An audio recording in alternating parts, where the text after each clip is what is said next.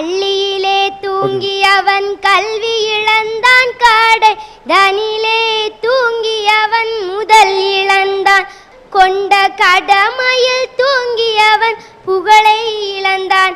Sir, கொண்ட கடமையில் தூங்கியவன் தன்னுடைய புகழை மட்டும் இழக்கவில்லை, தன் நாட்டிற்கும் மக்களுக்கும் தீராத துயரத்தினை விளைவிப்பவர்களாக ஆகின்றனர். அந்த கடமை தவறுகின்ற ஒவ்வொரு துறை அதிகாரிகளின் மீது எனக்கு கோபம் வருது சார். நீங்க நினைக்கலாம் நான் எல்லா அதிகாரிகள் மேல கோபப்படுறேன்னு, ஆனா நான் எல்லா அதிகாரி மேல கோபப்படல சார். உதாரணமாட்டு விஜயகுமாரன், லத்திகாச்சரன், கிரண் பேடி இந்த மாதிரி அதிகாரிகளை பார்த்தெல்லாம் நான் பெருமைப்படுறேன் சார். தன்னுடைய கடமையை மறுக்கிறாங்களே, அதை செய்யறதுக்கு தவறுகிறாங்களே, அந்த அதிகாரிகள் மீது தான் சார் எனக்கு கோபம் வருது. சார், கும்பகோணம் தீ விபத்து ஏற்பட்டுச்சு, அதுக்கு காரணம் என்ன சார்? 93 குழந்தைங்க இருந்துச்சு, அதுக்கு காரணம் என்ன? பாதுகாப்பான கட்டிட வசதி இல்ல.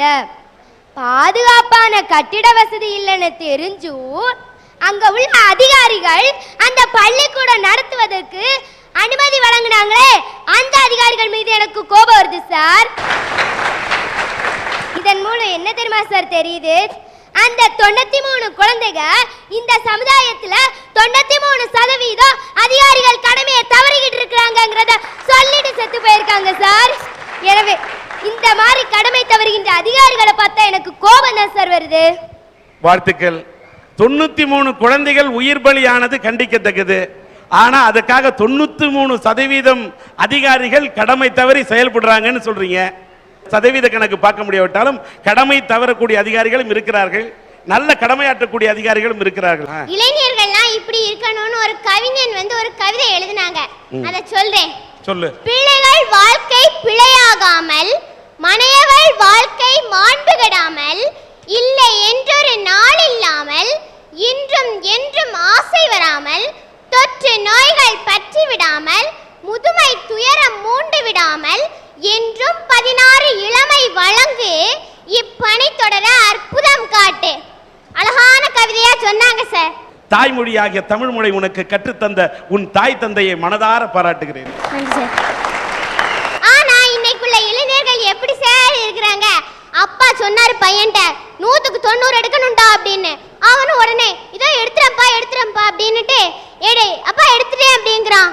என்னடா இன்னும் பரிசையே வரலையே, அதுக்குள்ள எப்படிடா மார்க் எடுத்தான்னு கேட்டா அவன் சொல்லுவான், அப்பா உங்க பாக்கெட்ல 100 ரூபாய் வச்சிருந்தீங்க, அதுல இருந்து 90 ரூபாய் எடுத்துட்டேன்பா அப்படிங்கிறான்.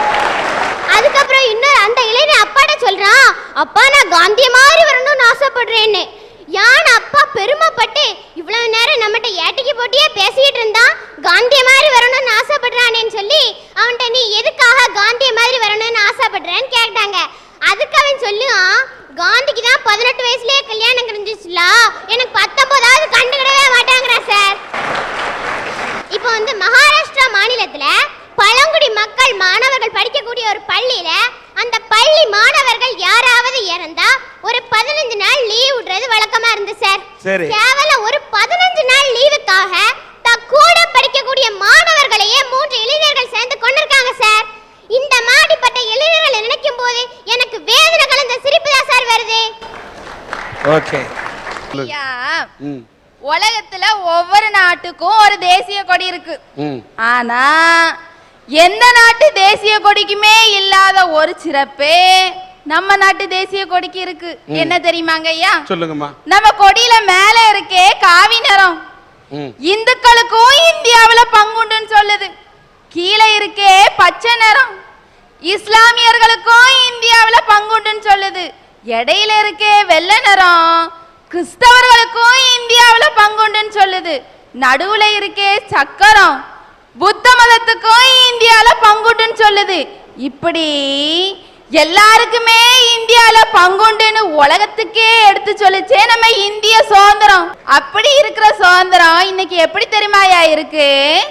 அரசியல்வாதிக்கு கட்சி மாற சுதந்திரம், அரசு அதிகாரிக்கு லஞ்சம் வாங்க சுதந்திரம், போலி சாமியாருக்கு ஏச்சு பொழைக்க சுதந்திரம், நடிகருக்கு நடிகை தொப்புள்ள பம்பர விடுறதுக்கு சுதந்திரம்.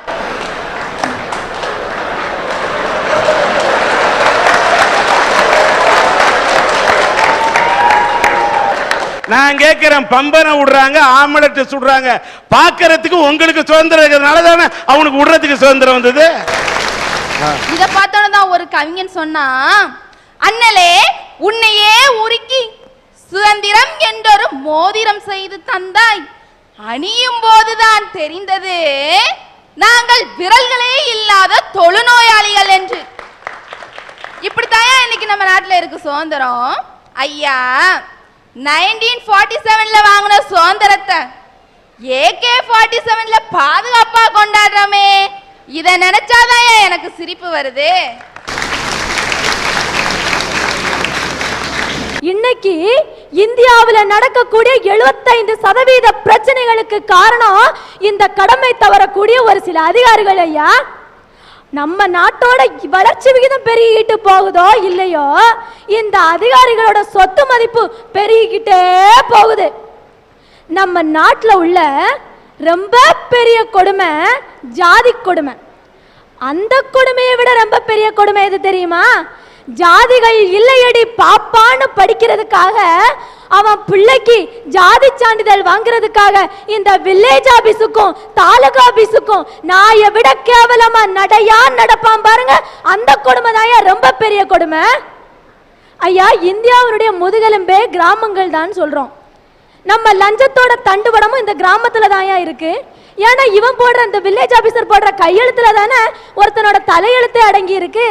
அதனாலதான் இன்னைக்கு VAO எக்ஸாமுக்கு 2 லட்சம் பேர் பின்னால ஓடினான். ஐயா, இன்னைக்கு சம்பளத்தை விட கிம்பளத்துக்கு ஆசைப்பட்டு இந்த VAO எக்ஸாம் எழுதினவங்க அதிகம். ஐயா, அன்னையும் பிதாவும் முன்னறி தெய்வம்னு சொல்லுவாங்க. அந்த பெரியவங்களை கும்பிட்டா அந்த பெருமாளையே கும்பிட்டதா சொல்லுவாங்க. மூத்தோர் சொல் வார்த்தை கேட்டல் அமிர்தம் வாங்க. ஆனா இன்னைக்கு இருக்க இளைஞர்கள் அந்த அளவுக்கு பெரியவங்களுக்கு மரியாதை கொடுக்கறாங்களான்னு கேட்டா அது பெரிய கேள்விக்குறியாதாங்க நிக்குது. இன்னைக்கு புரியாதவங்களுக்கு சில விஷயங்களை சொல்லி புரிய வச்சா அவன் ஒரு நல்ல இளைஞனுங்க. படிக்காதவங்களுக்கு சில விஷயங்களை சொல்லி படிக்க வச்சாலும் அவன் ஒரு நல்ல இளைஞன். ஐயா, இன்னைக்கு சமுதாயத்துல எத்தனையோ பிரச்சனைகள், அதுக்கு நீ ஒரு முற்றுப்புள்ளி வைக்கிறியா, அப்ப நீ ஒரு நல்ல இளைஞன். ஆனா ஒரு ஜாதி சண்டை வருதுன்னா அருவாளை தூக்குற நீ இப்படி ஒரு சமுதாய புரட்சிக்கு ஒரு கொடியை தூக்க மாட்டேங்கிறே, அது ஏன் சார்? அரசியலுக்கு வர்ற இளைஞர்களை பார்த்து அறிஞர் அண்ணா ரொம்ப அழகா சொல்லுவாரு, அரசியல் என்பது அத்தை மகள் மாதிரி, அதை சுத்தி தான் விளையாடணுமே தவிர தொட்டு விளையாடக்கூடாது அப்படிம்பாரு. ஐயா, இன்னைக்கு ஒரு நல்ல தலைவனாவும் இல்லாம நல்ல தொண்டர்களாவும் இல்லாம நல்ல குண்டர்களா மாறி போறாங்களே சில இளைஞர்கள், அவர்களை பார்க்கிறப்ப வருத்தமா தாங்க இருக்கு. ஐயா, அரசியலுக்கு இளைஞர்கள் வர்றதுங்கிறது வரவேற்கத்தக்க ஒண்ணு. ஆனா அந்த அரசியலை ஆக்க வேலைகள் செய்யல இளைஞர்களை விட அடியாளா போறவங்கள எண்ணிக்கை அதிகமாயிட்டு இருக்கு பாத்தீங்களா? அதை பார்க்கிறப்ப எனக்கு ஒரு வருத்தமான சிரிப்பு வரத்தானையா செய்யும். ஒரு MA படித்த நாட்டில MA படித்த ஒரு பட்டதாரியாக முதுகலை பட்டதாரியாக அண்ணா அரசியலுக்கு வந்தார். அறியாமை இருளில் கடந்த மக்களை விழிப்புணர்ச்சி செய்தது இந்த நாட்டில் அண்ணாவா இல்லையா? படித்தவர்கள் பண்புள்ளவர்கள் அரசியலில் இப்படித்தான் வர வேண்டும், அரசியல்ல தேர்தலில் நல்லவர்கள் வர வேண்டும் என்று மக்கள் வாக்களிக்க தொடங்கினால்தான் சார் உண்மையான ஜனநாயக நாட்டில் வளரும். நமக்கு பொறுப்பில்லைன்னு எல்லாரும் போயிட்டு நாடு எப்படி முன்னேறும்? இதோட பொறுப்பு இளைஞன் கையில் மட்டும் இல்லை. வழிகாட்டக்கூடிய வழிகாட்டிகள் சரியில்லாத காரணத்தால் தான் தருதலைகள் உருவாக்கப்படுகிறார்கள். தலைமை சரியாக இருந்தால் தருதலைகள் உருவாக மாட்டார்கள் என்பது என்னுடைய தாழ்மையான கருத்து. ஒரு பஸ் நின்னுகிட்டு இருக்கு, பஸ் நிக்கிறப்ப ஏற மாட்டேங்கிறான், ஓடிக்கிட்டு இருக்க பஸ்ல ஓடி போய் ஏறான். இந்த படிக்கட்டுல 20 பேர் தொங்குறான், அந்த படிக்கட்டுல 20 பேர் தொங்குறான். நம்ம தான் அன்னைக்கே அந்த நிலையில இருந்து மாறி இன்னைக்கு மனுஷங்கிற நிலைமைக்கு வந்தாச்சு இல்லையா? இன்னவங்களுக்கு இந்த புத்தி போகாம அழிறாங்க பாத்தீங்களா? அப்படியே அந்த பஸ்ஸுக்கு பின்னாடி ஓடுற பஸ்ல அப்படியே பின்னாடி அந்த ஏணி மேல ஏறி அந்த மேல் கூரை இருக்கு பாத்தீங்களா, அங்க இங்கேயுமா ஓடிக்கிட்டு இருக்காங்க.